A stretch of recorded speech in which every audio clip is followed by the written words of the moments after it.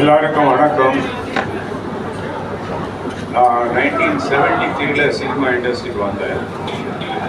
அந்த டைமில் இருந்த நிறைய பத்திரிகை நண்பர்கள், இன்னைக்கு சில பேர் இல்லை, அதிவீர பாண்டியன், சினிமா எக்ஸ்பர்ட் ராமமூர்த்தி, மோகன் சிவப்பா, இது சொல்லிகிட்டே போகலாம். சில பேர் உடல்நலம் இல்லாமல் இருக்காங்க.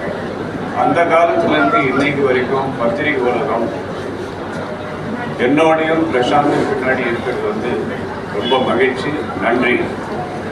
இப்போ இந்த பர்த்டே ஃபங்க்ஷனுக்கு நீங்கள் எல்லாரும் அதாவது பெருமளவுக்கு இந்த விழாவில் கலந்து கொண்டதுக்கு மீண்டும் நன்றி. நான் 1978 ஒரு படம் தயாரித்தேன், மாத்து தப்பது மகான்னு ஒரு கன்னட படம். அதில் ரஜினிகாந்த் வில்லன் ஆக்ட் பண்ணார். அது இளையராஜாவுடைய முதல் கன்னட படம். அதுக்கப்புறம் நிறையா படங்கள் தயாரித்தேன். பிரசாந்த் அதுக்கு நடிகை நான். பிரசாந்த் நடிக்க வந்தப்போ நடிப்பேன் நிறுத்திக்கொண்டேன். இப்போ அவருடைய வளர்ச்சியில் அவருடைய படங்களை பண்ணுறது.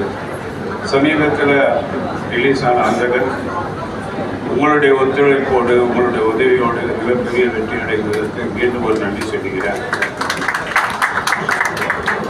அதை தொடர்ந்து அடுத்த படம் என்ன செய்வது என்பது ஒரு பெரும் சோதனையாகவே இருந்தது.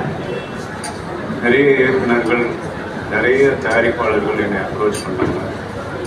ஆனால் என் மனசில் பிரசாந்துக்கு நீண்ட நாளாகவே ஹரிசாரோட ஒரு படம் பண்ணணுன்ற மனசில் இருந்தது.